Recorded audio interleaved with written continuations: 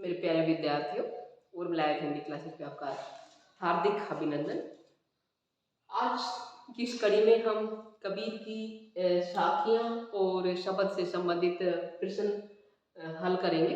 इससे पहले हमने उनके साखी और जो शब्द हैं उनकी व्याख्या की थी, जो कि हमारी एनसीईआरटी की पाठ्य पुस्तक क्षितिज भाग 1 में संकलित है, कक्षा 9वीं के पाठ्यक्रम में है। आप इन सभी प्रश्नों को अपनी नोटबुक में लिख लीजिएगा वीडियो को पॉज करके, और अच्छे से समझिएगा, और साथ ही वीडियो को लाइक करें, शेयर करें, चैनल पर नए हैं तो सब्सक्राइब भी करें। चलिए शुरू करते हैं कि मानसरोवर से कवि का क्या अभिप्राय है। मानसरोवर से कवि का क्या अभिप्राय था। कबीरदास जी ने मानसरोवर किसे कहा है। मैंने बताया था मानसरोवर क्या है, तिब्बत में एक विशाल बहुत बड़ा सरोवर है, उसको मानसरोवर के नाम से जानते हैं। तो यहाँ पे क्या है, हृदय रूपी तालाब, हृदय रूपी सरोवर है। तो मानसरोवर से कवि का अभिप्राय हृदय रूपी तालाब से जो हमारे मन में स्थित है, ये इस प्रश्न का उत्तर हो जाएगा कि क्या है। मानसरोवर से कवि का अभिप्राय हृदय रूपी तालाब से है जो हमारे मन में स्थित है। चलिए दूसरे प्रश्न पे चलते हैं कि कवि ने सच्चे प्रेमी की क्या कसौटी बताई है। कवि के अनुसार सच्चे प्रेमी की क्या कसौटी होती है। उत्तर देखिएगा कि कवि के अनुसार सच्चे प्रेमी की कसौटी यह है कि उससे मिलने पर मन की सारी मलिनता नष्ट हो जाती है, पाप धुल जाते हैं और सद्भावनाएं जागृत होती है। कि जब एक प्रेमी को सच्चा प्रेमी मिलता है, एक भक्त को सच्चा भक्त मिलता है, तो क्या हो जाएगा, पाप धुल जाएंगे, जो मन में मलिनता थी वो नष्ट हो जाएगी और सद्भावनाएं, अच्छी भावनाएं जागृत हो जाएंगी। ये क्या है, सच्चे प्रेमी की कसौटी है। अगला प्रश्न क्या है, तीसरे दोहे में कवि ने किस प्रकार के ज्ञान को महत्व दिया है। जो तीसरा दोहा कबीरदास जी का है, उसमें किस प्रकार के ज्ञान को महत्व दिया है। कि तीसरे दोहे में कवि ने मनुष्य से प्राप्त, अनुभव से प्राप्त ज्ञान को महत्व दिया है। जो ज्ञान हमें अनुभव से प्राप्त होता है उसको क्या दिया है, महत्व दिया है। तो तीसरा शहद दुलित सा डाली के हस्ती चले को वाला दोहा है ये। इसमें क्या दिया है, ज्ञान जो अनुभव, अपने खुद के अनुभव से जो ज्ञान प्राप्त होता है उसको महत्व दिया है। ठीक है, चलिए अगला क्या है, इस संसार में सच्चा संत कौन कहलाता है। कवि के अनुसार इस संसार में सच्चा संत कौन है ये बताना है। और इसको देखिएगा कि इस संसार में सच्चा संत वह है जो सांप्रदायिक भेदभाव, तर्क वितर्क और वैर विरोध के झगड़े में न पड़कर निश्चल भाव से प्रभु की भक्ति में लीन रहता है, वही क्या है, सच्चा भक्त। फिर से सुनिए कि संसार में सच्चा संत वही है जो सांप्रदायिक सांप्रदायिक भेदभाव सद्भाव नहीं, सद्भाव तो अच्छे भाव हो जाएंगे, उल्टा हो जाएगा, भेदभाव, तर्क वितर्क और वैर विरोध के झगड़े में न पड़कर निश्चल भाव से प्रभु की भक्ति में लीन रहता है, वही सच्चा संत है। चलिए अगला देखते हैं, अंतिम दो दोहे के माध्यम से कबीर ने किस तरह की संकीर्णता की ओर संकेत किया है। क्या बताओगे कि अंतिम दो दोहों के माध्यम से कबीर ने निम्नलिखित संकीर्णता की ओर संकेत किया है। पहली क्या है कि अपने अपने मत को श्रेष्ठ मानने की संकीर्णता, कि मैं बड़ा हूँ, मेरा मत बड़ा है, मेरा धर्म बड़ा है, मेरा संप्रदाय बड़ा है, इसकी संकीर्णता। और दूसरे के धर्म की निंदा करने की संकीर्णता। और अगला क्या कहा है कि ऊंचे कुल में अहंकार में जीने की संकीर्णता, कि मेरा जन्म ऊंचे कुल में हुआ है, उच्च परिवार में हुआ है, मैं उच्च कुल का हूँ, इस संकीर्णता में, इस अहंकार में जीना, इस संकीर्णता की ओर ध्यान आकृष्ट किया है, पर बल दिया है, संकेत किया है। ठीक है, चलिए अगला प्रश्न देखते हैं कि किसी भी व्यक्ति की पहचान उसके कुल से होती है या कर्मों से। तर्क सहित उत्तर उत्तर दीजिए, क्या किसी व्यक्ति की पहचान उनके कुल से होगी या उसके कर्म से? आपके अकॉर्डिंग देख लीजिएगा, किसी भी व्यक्ति की पहचान उसकी कर्मों से होती है, कुल से नहीं होती है। और उसके लिए कबीरदास जी ने उदाहरण भी दिए हैं। उदाहरण आपको ध्यान में आ गया होगा, सुरा का, सुरा यानी कि शराब का, स्वर्ण कलश में, स्वर्ण घड़े में क्या शराब दी थी, उसका उदाहरण दिया कबीरदास जी ने कि किसी भी व्यक्ति की पहचान उसके कर्मों से होती है। आज तक हजारों राजा पैदा हुए और मर गए, परंतु लोग जिन्हें जानते हैं वे हैं राम, कृष्ण, बुद्ध, महावीर आदि।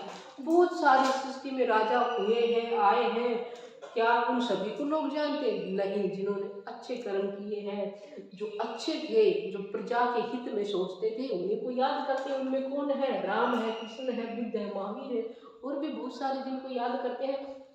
इसलिए इन्हें जाना गया, क्योंकि ये केवल कुल से ऊंचे नहीं थे, कुल तो इनका ऊंचा था ही, बल्कि इन्होंने ऊंचे कर्म किए थे, ऊंचे कर्म किए थे, तभी इनको युगों युगों तक जाना जाएगा। इनके विपरीत कबीर, सूर, तुलसी बहुत सामान्य घरों से थे। कबीरदास जी, तुलसीदास जी, सूरदास जी, रैदास जी, ये क्या थे? बहुत सामान्य घरों से थे, गरीब घरों से थे, इन्होंने बचपन में ठोकरें भी खानी पड़ी, बचपन में बहुत सारी ठोकरें खाई, संघर्षमय इनका जीवन रहा, आर्थिक संकटों से गुजरना पड़ा। हिंदी साहित्य में उपन्यास सम्राट के नाम से जाने जाने मुंशी प्रेमचंद, इनका जो जीवन था कष्टों से भरा हुआ था, ठीक है। तो इन्होंने, लेकिन आज भी उनको हम पढ़ते हैं, याद करते हैं, हिंदी साहित्य में वो क्या है? अमर है। तो क्या ये अपने उच्च कर्मों की वजह से ही है ना, उच्च कुल में पैदा होने की वजह से नहीं है। राम, रहीम, कृष्ण, बुद्ध, महावीर उच्च कुल में जन्म हुए थे, इसलिए याद किया जाता है। अब कुल की वजह से नहीं, कर्मों की वजह से। और ये क्या निम्न परिवार में जन्म हुआ था, फिर भी इन्हें याद करते हैं। क्यों? क्योंकि इनके कर्म अच्छे थे। फिर भी वे अपने श्रेष्ठ कर्मों के आधार पर संसार भर में प्रसिद्ध हो गए हैं। इसलिए हम कह सकते हैं कि महत्व ऊंचे कर्मों का होता है, कुल का नहीं होता है, ठीक है। अब दोनों उदाहरण आपके सामने है, उच्च कुल का भी है और निम्न सामान्य कुल का भी है। सामान्य कुल के जो महान विभूति हुई है हमारे इस संसार में, सृष्टि में, वो भी याद की जाती हैं, उनको हम याद करते हैं। और जो उच्च कुल में थे उनको भी याद करते हैं। दोनों उदाहरण आपके सामने है, देख लीजिएगा, ठीक है। अगला है काव्य सौंदर्य स्पष्ट कीजिए। सहज काव्य सौंदर्य की इसमें क्या क्या विशेषताएं हैं इसकी ये बताना है। तो क्या है, कौन किसका काव्य सौंदर्य स्पष्ट करना है हमें? हस्ती चढ़े ज्ञान को सहज दुलीचा डारी, जो पहले आया था, मैंने बताया था, स्वान रूप संसार भूकन दे जग मारी, ज्ञान रूपी हाथी पर चढ़ जाइए और उस पर क्या कीजिए? सहज साधना का दुलीचा क्या चटाई, मैट, आसन बिछाइए। ये संसार तो क्या है? कुत्ते के समान है, जिस पर हाथी चलता रहता है, उसके पीछे कुत्ते भूखते रहते हैं। ऐसे मनुष्य की तो क्या है? कहने की, निंदा करने की आदत है, करते रहेंगे, तुम आगे बढ़ते रहो, ज्ञान प्राप्त करते रहो। तो यहाँ की काव्य सौंदर्य बताइए, ये मैंने जो अभी बताया क्या था? भाव सौंदर्य था, किसकी व्याख्या थी, वो हमें क्या बताना है? काव्य सौंदर्य बताना है। तो प्रस्तुत दोहे में कबीरदास जी ने ज्ञान को हाथी की उपमा दी है तथा लोगों की प्रतिक्रिया को श्वान, कुत्ते का भौंकना कहा है। लोगों की प्रतिक्रिया उसको क्या कहा है? श्वान कहा है। कुत्ता जो भौंकता है, भौंकना कहा है। और हाथी को क्या कहा है? ज्ञान को क्या कहा है? हाथी का। यहाँ पे रूपक अलंकार का, यानी कि ज्ञान रूपी हाथी, तो क्या हो जाएगा? और संसार रूपी कुत्ता, तो क्या हो जाएगा यहाँ पे? रूपक अलंकार। क्या हो जाएगा? रूपक अलंकार। और दोहा छंद, छंद कौन सा है? दोहा छंद यहाँ सदुकड़ी भाषा का प्रयोग किया है। जैसा कि मैंने पहले बताया, कबीरदास जी की भाषा क्या थी कि सदुकड़ी भाषा थी। उन्होंने पंचमेल खिचड़ी भाषा का प्रयोग किया। जहाँ भी गए, जिस भी स्थान पे गए, वहाँ की भाषा को अपना लिया था। और यहाँ शास्त्रीय ज्ञान का विरोध किया गया है और सहज ज्ञान को महत्व दिया गया है, ठीक है। आप इसको पॉइंट बना के लिख सकते हो। काव्य सौंदर्य में क्या क्या प्रस्तुत दोहे में क्या है? अलंकार कौन सा है? रूपक अलंकार। यहाँ पे हाथी क्या है? ज्ञान रूपी हाथी है। और संसार, कुत्ता क्या है? संसार रूप श्वान रूप संसार, ये संसार क्या कुत्ते के समान है। आप वास्तव में मत मान लीजिएगा, लेकिन कबीरदास जी ने कहा है कि ये संसार के जो लोग हैं उनकी जो प्रतिक्रिया है वो कुत्ते के समान है। जैसे हाथी चलता रहता है उसके पीछे कुत्ते भौंकते रहते हैं, उस दृष्टि में कहा है। ये मत सोचिएगा कि मैं संसार को कुत्ता कह रही हूँ, नहीं, ऐसा नहीं है, ठीक है। उनकी प्रतिक्रिया को कहा है कबीरदास जी ने। तो यहाँ पे क्या हो जाएगा, रूप का अलंकार हो जाएगा, छंद कौन सा दोहा है, भाषा सदुकड़ी है, और शास्त्रीय ज्ञान का विरोध किया है, और सहज ज्ञान को महत्व दिया है, पद में ज्ञेयता है। तो ये इसका क्या है, काव्य सौंदर्य। आप इनको पॉइंट बना के लिख सकते हैं। चलिए आगे देखते हैं। मनुष्य ईश्वर को कहाँ कहाँ ढूंढता फिरता है। कहाँ ढूंढा मनुष्य ईश्वर को? देवालय यानी कि मंदिर में, मस्जिद में, काबा और कैलाश में ढूंढता फिरता है। मंदिर में देखा, मस्जिद में देखा, काबा में देखा, कैलाश में देखा, लेकिन उसको कहीं नहीं मिला। क्यों? क्योंकि परमात्मा तो हर श्वास में, हर सांस में मौजूद है। कबीर ने ईश्वर प्राप्ति के लिए किन प्रचलित विश्वासों का खंडन किया है? क्या हो जाएगा इसको उत्तर? कबीर ने ईश्वर प्राप्ति के प्रचलित विश्वासों का खंडन किया है। उनके अनुसार ईश्वर न मंदिर में है, न मस्जिद में है, न काबा में है, न कैलाश में है, न तीर्थ यात्रा में है, न कर्म करने में मिलता है, न योग साधना में है, न वैराग्य में है। और ये सब क्या है? ऊपरी दिखावे हैं, ढोंग है, इनमें मन लगाना व्यर्थ है। इन सब का इन्होंने खंडन किया है। ठीक है, फिर से देखिए, कबीर ने ईश्वर प्राप्ति के प्रचलित विश्वासों का खंडन किया है कि उनके अनुसार ईश्वर न मंदिर में है, न मस्जिद में है, न काबा में है, न कैलाश में है, न तीर्थ यात्रा में है, न कर्म करने में मिलता है, न योग साधना में है, न वैरागी बनने में है। वैराग्य नहीं कि सन्यासी बनने में है। और ये सब क्या है? ऊपरी दिखावा है, ढोंग है, इन सब में मन लगाना व्यर्थ ही। इन सब विश्वासों का कबीरदास जी ने खंडन किया है। अगला है, कबीर ने ईश्वर को सब श्वासों की सांस में क्यों कहा है? सब श्वासों की श्वास में से कवि का तात्पर्य है कि ईश्वर कण कण में व्याप्त है, सभी मनुष्यों के अंदर है। जब तक मनुष्य की सांस यानी कि जीवन है, तब तक ईश्वर उनकी आत्मा में निवास करता है। श्वासों में कहने का तात्पर्य ये है कि प्रत्येक सांस में, हर वस्तु में, हर प्राणी में, कण कण में ईश्वर मौजूद है। कबीर ने ज्ञान के आगमन की तुलना सामान्य हवा से न करके आंधी से क्यों की है? सामान्य हवा से भी कर सकता था, आंधी से क्यों की है? देखिए, जब आंधी आती है तो क्या उसके सामने जो भी आता है उसको उड़ा ले जाती है। उसमें परिवर्तन की शक्ति होती है, बदलाव की शक्ति होती है।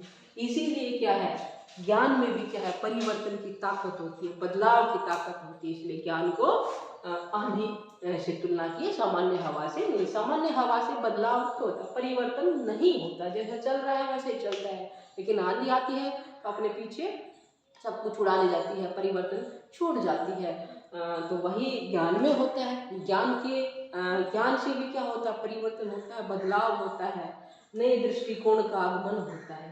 तो वही यहाँ पे कहा है कबीर ने ज्ञान के आगमन की तुलना सामान्य हवा से न कर आंधी से की है। क्यों की है? क्योंकि सामान्य हवा में स्थित परिवर्तन की क्षमता नहीं होती। कि जो सामान्य हवा होती है उसमें स्थिति परिवर्तन की क्षमता नहीं होती, परंतु तीव्र गति से आंधी के रूप में जब चलती है, परंतु वही हवा जो तीव्र गति से, तेज गति से चलती है आंधी के रूप में, तब स्थिति बदल जाती है। पता है ना, आंधी आती है पीछे क्या क्या छोड़ जाती है, सब कुछ अपने साथ उड़ा ले जाती है, सब पीछे सब कुछ तबाह कर जाती है। आंधी में वो क्षमता होती है कि वो सब कुछ उखाड़ सके। ज्ञान में भी प्रबल शक्ति होती है जिससे वह मनुष्य के अंदर व्याप्त अज्ञानता, अंधकार को दूर कर देता है। ज्ञान में क्या शक्ति होती है? मनुष्य के अंदर जो अज्ञानता होती है, जो संकीर्णता होती है, जो अंधकार होता है, तम होता है, उसको नष्ट कर देती है और ज्ञान का प्रकाश फैल जाता है। वैसे ही आंधी भी क्या स्थिति परिवर्तन कर देती। इसलिए सामान्य हवा से तुलना न करके आंधी से की है। किसकी? ज्ञान की तुलना। चलिए आगे देखते हैं। ज्ञान की आंधी का भक्त के जीवन पर क्या प्रभाव पड़ता है। जब ज्ञान की आंधी आती है तो भक्त के जीवन पर क्या प्रभाव पड़ता है ये बताना है।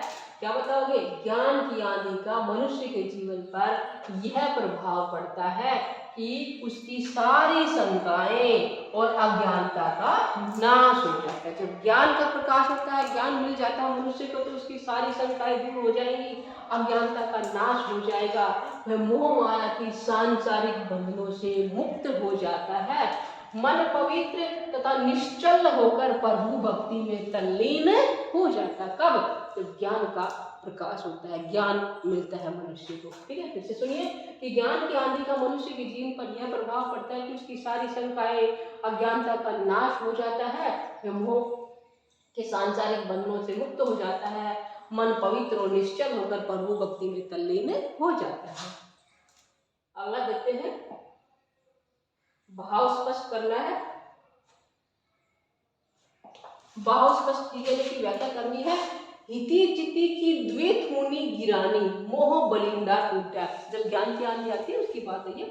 आंधी पीछे जो जल फूटा, प्रेम हरिजन भीना। दोनों की करनी है। पहले की देख लेते हैं कि हिति चिति की द्वैत मुनि गिरानी, मोह बलिंदा टूटा। कि यहाँ ज्ञान की आंधी के कारण मनुष्य के मन पर पड़े प्रभाव के फलस्वरूप मनुष्य के स्वार्थ रूपी दोनों खंबे तथा मोह रूपी बल्ली भी गिर गई है। हिति चिति, हिति क्या है? हिति स्वार्थ, चिति मन। ठीक है, द्वे दो थूनी जो खंबे होते हैं, जो मैंने बताया था छप्पर, छप्पर को डालने के लिए, लगाने के लिए, खड़ा रहने के लिए साइड में बल्ली लगती है और बीच में एक सहतीर, एक लंबी मेन बल्ली लगती है, उसको कहा गया द्वैत मानी दो खंबे।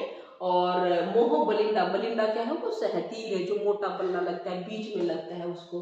तो क्या आपने कह रहा है कि जो स्वार्थ रूपी जो दोनों खंबे खड़े थे, छप्पर पे कर दोनों खंबे खड़े थे, जो स्वार्थ के रूप में थे, मोह माया के रूप में थे। और जो मोह रूपी जो बलिंडा था, मेन जो सहतीर था, बलिंडा था, वो क्या हो गया? टूट गया है।